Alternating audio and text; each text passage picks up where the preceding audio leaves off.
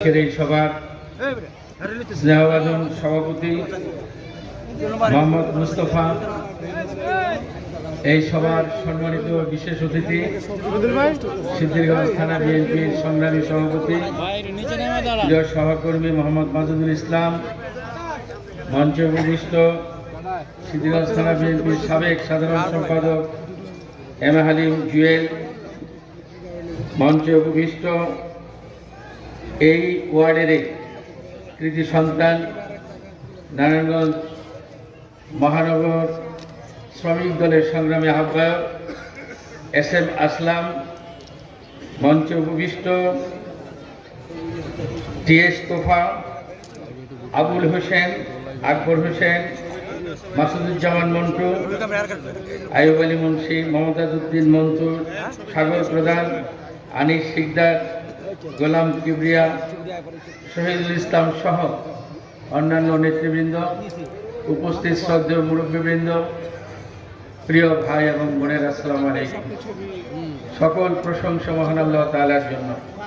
তার অসীম অনুগ্রহ এবং দয়ায় অনেক দিন পর এই সুমিলপাড়া বিএনপি আয়োজিত আজকের এই সভায় আমি উপস্থিত হয়ে কথা বলার সুযোগ পেয়েছি। সেই জন্য আল্লাহর নিকট অনেক শুকরিয়া আদায় করছি।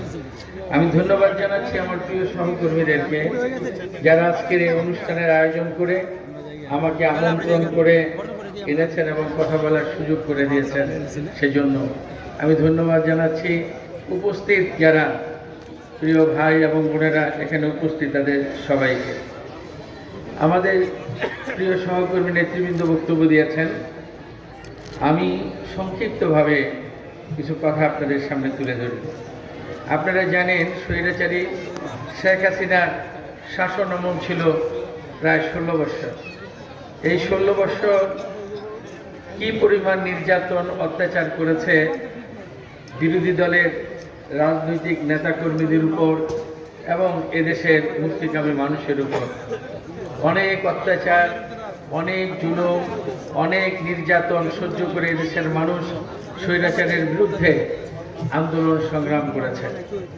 অনেকে প্রাণ হারিয়েছে, অনেকে জেল জীবন কাটিয়েছে, অনেকে পলাতক ছিল, অনেকে নিদারুণ কষ্টের মধ্যে দিন যাপন করেছে, আপনারা সবাই জানেন।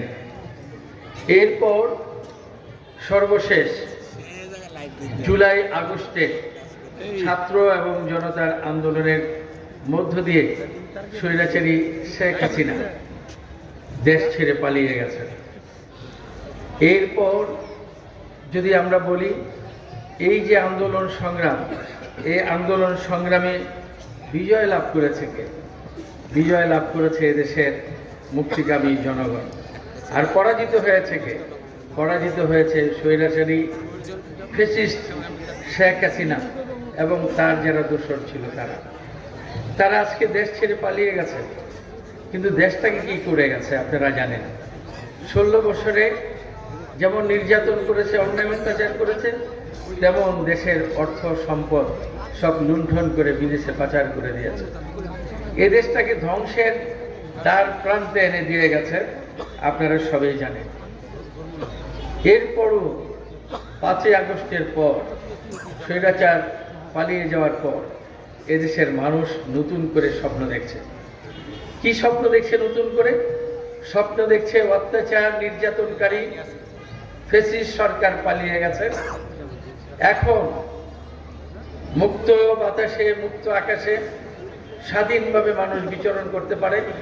তাই নতুনভাবে তারা স্বপ্ন দেখছে, যেভাবে স্বৈরাচার দেশকে ধ্বংস করে গেছে, এখন কিভাবে আবার এই দেশকে পুনর্গঠন করা যায়, দেশের মানুষের দুঃখ দুর্দশা কিভাবে লাঘব করে দেশকে উন্নয়নের দিকে নিয়ে যাওয়া যায়, জনগণের কল্যাণকর রাষ্ট্র হিসাবে কিভাবে বাংলাদেশকে আবার প্রতিষ্ঠা করা যায়।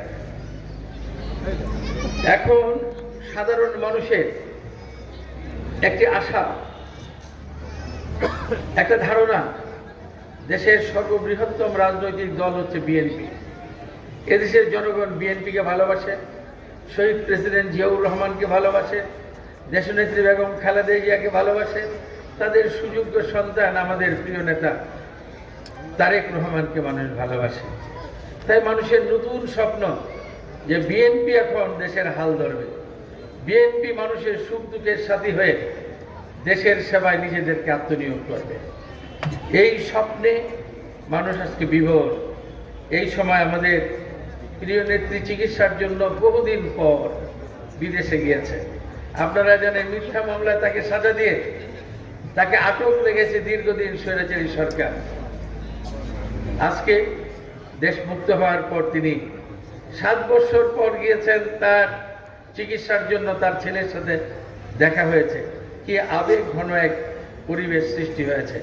বাংলাদেশের মানুষ যারা দেখেছে নিশ্চয়ই তাদের হৃদয়ে কম্পন তৈরি হয়েছে। কি নির্যাতন, কি অত্যাচারের মধ্য দিয়ে জিয়া পরিবারকে দিন কাটাতে হয়েছে। এত সত্ত্বেও জিয়া পরিবার দেশের মমত্ববোধকে হাত ভুলেন নাই, দেশের মানুষের কল্যাণের কথা ভুলেন নাই।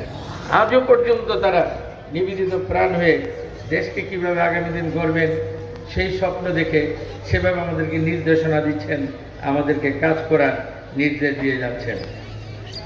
বিএনপি নেতৃবৃন্দ এখানে উপস্থিত, আমি আপনাদের উদ্দেশ্যে বলতে চাই, এখন আমাদের কি করিবে? মানুষ তো আমাদের কাছে অনেক কিছু প্রত্যাশা করে। মনে রাখতে হবে এই প্রত্যাশা পূরণ অবশ্যই বিএনপির নেতৃবৃন্দকে করতে হবে। আর করতে হলে মনে রাখতে হবে স্বৈরাচারী সরকারের যে আচরণ ছিল, স্বৈরাচারী সরকারের দোসরদের যে কার্যক্রম ছিল, সেই কার্যক্রম অবশ্যই পরিত্যাগ করতে হবে এবং মানুষের সুখ দুঃখের সাথী হতে হবে। মানুষের কল্যাণে, দেশের কল্যাণে নিজেদেরকে আত্মনিয়োগ করতে হবে। প্রতিটি মানুষের ঘরে ঘরে গিয়ে খোঁজ নিতে হবে কে কোথায় কোন সমস্যায় রয়েছে, কি অসুবিধার মধ্যে আছে। সেবা সেখানে গিয়ে পৌঁছে দিতে হবে। তাদের সুখ দুঃখের সাথী হয়ে তাদের মাঝে গিয়ে আপনাদেরকে কাজ করতে হবে। কোনো অবস্থায় যেন নিজের স্বার্থের দিকে না তাকান, কোনো অবস্থায় যেন নিজের ভাগ্যের পরিবর্তন করার কথা চিন্তা না করেন। স্বৈরাচারের দোসর যারা ছিল তাদের মতো যেন আপনাদের আমাদের আচরণ না হয়। মানুষের প্রত্যাশা এখন অন্তর্বর্তীকালীন যে সরকার গঠিত হয়েছে, এই সরকারের কাছেও কিছু মানুষের প্রত্যাশা আছে। এদেশের মানুষ প্রত্যাশা করে স্বৈরাচারী সরকার যখন ক্ষমতায় ছিল, যারা নির্যাতন করেছে, অত্যাচার করেছে, হত্যা গুম করেছে, যারা দেশের অর্থনীতিকে ধ্বংস করে দিয়েছে, অর্থ সম্পদ লুণ্ঠন করে বিদেশে পাচার করে নিয়েছে, গণতন্ত্রকে হত্যা করেছে, আইনের শাসনকে হত্যা করেছে, মানুষের মৌলিক অধিকারকে ধ্বংস করে দিয়েছে, তাদের আইনের আওতায় এনে বিচার করা হোক, শাস্তির ব্যবস্থা করা হোক, এটা আজকের মানুষ প্রত্যাশা করে। তাই বলতে চাই অন্তর্বর্তীকালীন সরকারকে, আপনারা নিরপেক্ষ সরকার, আপনারা অবশ্যই অন্যায় অত্যাচারীকারী যারা ছিল, অপরাধী যারা, তাদের দ্রুততম সময়ের মধ্যে আইনের আওতায় এনে ন্যায় বিচার প্রতিষ্ঠা করবেন, শাস্তির ব্যবস্থা করবেন। আমরা বলতে চাই আমাদের পক্ষ থেকে বিএনপি এখন ক্ষমতায় নেই, আমরা প্রতিহিংসার রাজনীতি করি না, আর এখন করার কোনো সুযোগও নাই। যারা অন্যায় অত্যাচার করেছে তাদের বিচার ন্যায়সঙ্গতভাবে হবে, এটাই আজকে দেশের মানুষ প্রত্যাশা করে। আজকে তাই আমরা বলতে চাই, স্বৈরাচার যখন ক্ষমতায় ছিল আমাদের বিরুদ্ধে হাজার হাজার মামলা করেছে, কত নির্যাতন করেছে, আমরা কিন্তু দেশ ছেড়ে পালিয়ে যাই নাই। আমরা আইনের হাতে সোপর্দ করেছি নিজেদেরকে, আইনকে মোকাবেলা করেছি, আইনকে সম্মান দেখিয়েছি, আমরা দেশ ছেড়ে পালিয়ে যাই নাই। এই স্বৈরাচারের পতনের মধ্য দিয়ে কি দেখলেন আপনারা? আমরা দেখলাম দুই বোন নিজেদেরকে বাঁচিয়ে রাখার জন্য তারা পালিয়ে গেছে। যাওয়ার সময় মনেও করে নাই তাদের কত সংখ্যক নেতা কর্মী এই ক্ষমতায় রাখার জন্য তাদের জন্য কাজ করেছে। একটু দয়া মায়াও ছিল না তাদের জন্য, শুধু নিজেদেরকে বাঁচানোর জন্য তারা দেশ ছেড়ে পালিয়ে গেছে। কাউকে নিয়ে যায় নাই, কাউকে নিয়ে যায় নাই। আজকে সুমিল পাড়ার কথা বলি আপনাদের। এই সুমিল পাড়া তো সন্ত্রাসীদের স্বর্গরাজ্য ছিল। এখানে সন্ত্রাসীরা কি করেছে আপনারা সবকিছু জানেন। এই সন্ত্রাসীরা কার বাহিনীতে কাজ করেছে? এই এলাকার যিনি শীর্ষ সন্ত্রাসীদের গডফাদার ছিল, তার অধীনে সে এখানকার সন্ত্রাসীরা কাজ করেছে। আজকে যখন সেই সন্ত্রাসীরা পালিয়ে গেল, নিজেদেরকে বাঁচানোর জন্য নিজেদের পরিবার, সন্তান, স্ত্রীদেরকে নিয়ে পালিয়ে গেল, এই যে তাদের জন্য যারা সন্ত্রাসী কাজ করেছে, অস্ত্র হাতে তুলে নিয়েছে, কোটি কোটি টাকা লুণ্ঠন করে তাদেরকে ভাগ দিয়েছে, বিদেশে তাদের জন্য ফ্ল্যাট কিনে দিয়েছে, অর্থ দিয়েছে, তাদের কথা একটুও ভাবে নাই। তাদেরকে ছেড়ে তারা পালিয়ে গেছে। যেমন ওস্তাদ তেমন সার্কেল। আবার এই সার্কেল যাদেরকে নিয়ে এখানে স্বর্গরাজ্য কায়েম করেছে, সেও পালিয়ে গেছে 5 তারিখের পরে। পালিয়ে যাওয়ার পরও শেষ রক্ষা পায় নাই, আজকে তাকে গ্রেফতার হতে হয়েছে। আমি কারো বিরুদ্ধে কোনো প্রতিহিংসার কথা বলছি না, আমি বলছি যেমন নেতা তেমন তার কর্মী। নেতা শুধু বুঝে তার নিজের স্বার্থ, নিজের পরিবারের স্বার্থ, সেজন্য কর্মীদেরকে ত্যাগ করে পালিয়ে যায়। 2001 সালেও নির্বাচনে আমার সাথে পরাজিত হয়ে বোরকা পরে দেশ ছেড়ে পালিয়ে গিয়েছিল। কোনো একটা কর্মীকে সে সাথে নিয়ে যায় নাই, কোনো একটা কর্মীকে সতর্ক করে যায় নাই যে আমি পালিয়ে গেলাম, তোমরা নিরাপদ আশ্রয়ে নাও, এই কথাটা বলে নাই। আবার 2024 সালে 5ই আগস্ট পরাজয়ের পরে ফ্যামিলি নিয়ে পালিয়ে গেছে। তার সাথে যে সন্ত্রাসীরা ছিল, তাকে যারা এত বড় গডফাদার করেছে, তার জন্য এত কোটি কোটি টাকা উপার্জন করে তার বাড়িতে নিয়ে মান্যতের মতো পীরের কাছে দিয়ে আসছে, সেই পীর চলে গেছে কিভাবে, একটুও টের পায় নাই এই সন্ত্রাসীরা। আবার এই সন্ত্রাসী, স্থানীয় সন্ত্রাসী পালিয়ে গেল, ছেলে বউ বাচ্চা নিয়ে পালিয়ে গেল। তার সাথে যারা ছিল সহকর্মী, তাকে যারা শক্তির মদত দিত, তাদের কথা ভাবে নাই। তারা কি এখন কোথায় পালিয়ে আছে, কিভাবে জীবন যাপন করছে, কোনো খবর নাই, কোনো খবর নাই। এ হলো স্বৈরাচারী শেখ হাসিনা সরকার এবং তার দলের নেতা এবং কর্মীদের অবস্থা। পৃথিবীর কোনো ইতিহাসে নাই। স্বৈরাচারী সরকারের পতন অনেক দেশে হয়েছে, গণ অভ্যুত্থান অনেক দেশে হয়েছে, স্বৈরাচার পালিয়ে গেছে অথবা অ্যারেস্ট হয়েছে। কিন্তু একটা গ্রাম পর্যায়ে, ওয়ার্ড পর্যায়ের নেতারাও পালিয়ে যায়, এমন ইতিহাস পৃথিবীতে নাই। তাহলে কি পরিমাণ অন্যায় অত্যাচার তারা করেছে, কি পরিমাণ লুণ্ঠন তারা করেছে, দেশের ক্ষতি কতটুকু করেছে। আজকে তাদের আত্ম উপলব্ধি যে আমরা তো অনেক বেশি অপরাধ করে ফেলেছি, যদি পালিয়ে না যায় জনগণ ধরবে আর মারবে, এই প্রাণ ভয়ে তারা পালিয়ে গেছে। আজকে এখানকার মানুষ মুক্ত স্বাধীন।